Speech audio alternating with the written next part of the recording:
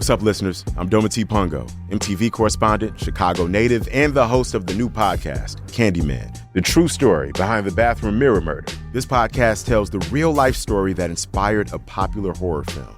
Based in Chicago, Candyman is a villain who terrorizes anyone who summons him through the mirror. Here's a clip from an episode.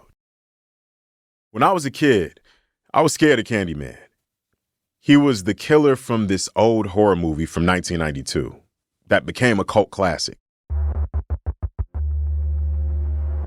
Candyman had a hook for a hand, and he'd gut you with it for no other reason than that you said his name 5 times into a bathroom mirror. Candyman. Candyman? Candyman. And there was something about Candyman that seemed more real, like more dangerous than any other movie villain. I mean, there were no white guys that looked like the slasher from the Halloween franchise walking around my Southside Chicago neighborhood. Like, I didn't see a lot of dudes with hockey masks either, so those weren't as scary to me. But Candyman, he looked like somebody I might actually bump into. His brother was 6'5", with this eerie, baritone, deep voice. What's blood for, if not for shedding? And he wore this creepy black trench coat. And one of my big cousins knew I was scared of him, so he used to try to lock me in the bathroom with the lights off to prank me. So needless to say, I avoided watching this movie for years, even though it's set in my hometown. But not too long ago, I finally sat down to watch it. And when I did, I realized Candyman is about so much more than a murderous urban legend. See, this movie is actually about a dark chapter in the history of Chicago. It low-key shows us what happens when a city refuses to care for its own residents. And it's about who gets to feel safe in their own homes in this country, even today. Candyman is set in a public housing project called Cabrini Green. There's this graduate student named Helen who is studying urban legends, and she's dead set on finding out more about this one. In one of the early scenes, Helen is in an empty classroom at her university listening to a tape recording. Someone's describing one of the Candyman's murders. A janitor who's cleaning the room overhears the recording. In true Hollywood fashion, the janitor just so happens to know someone who can tell Helen more about Candyman. I think her name was Ruthie Jean, and she heard this banging and smashing like somebody was trying to make a hole in the wall. So Ruthie called 911, and she said there's somebody coming through the walls. And they didn't believe her. They thought the lady was crazy, right? Mm-hmm. Helen does some research and found out that a woman was killed by someone who came in through her bathroom mirror. So she and another grad student visit the high-rise apartment in the projects. They go upstairs to the murder victim's apartment. It's unlocked. They both walk in and go into Ruthie Jean's bathroom. It's eerie.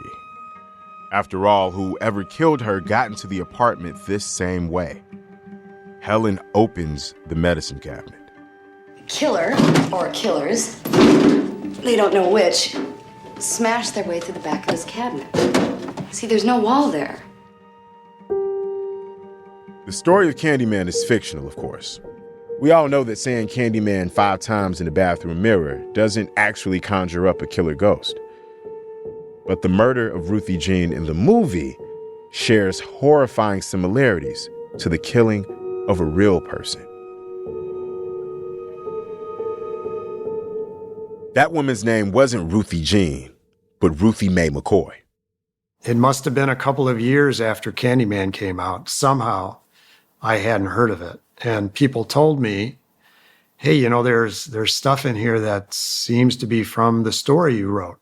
That's Steve Bagheera. He's a reporter who followed the case of the real murder for years. In the movie, they showed a Chicago Dispatch headline, "What Killed Ruthie Jean?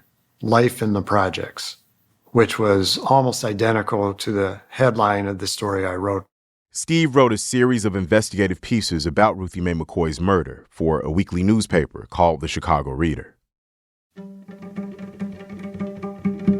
In 1987, after she died, he visited Ruthie Mae's apartment. It was on the 11th floor of a high-rise in one of Chicago's housing projects. There happened to be a janitor who was cleaning up in her apartment.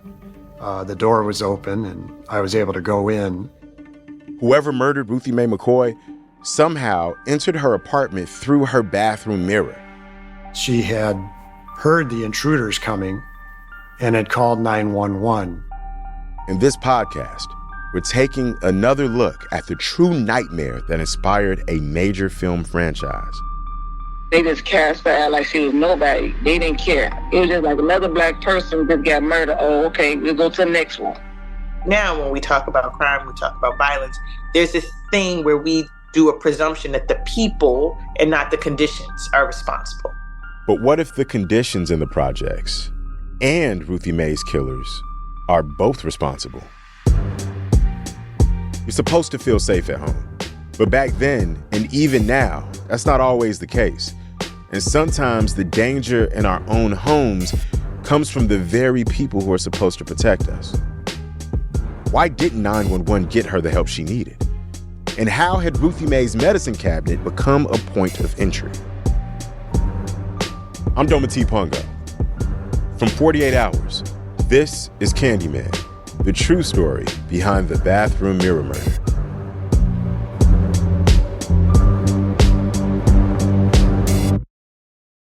Thanks for listening to this clip of Candyman, the true story behind the bathroom mirror murder. If you want to hear the rest of the series, you can listen to Candyman, the true story behind the bathroom mirror murder, early and ad-free right now by joining 48 Hours Plus on Apple Podcasts or Wondery Plus in the Wondery app.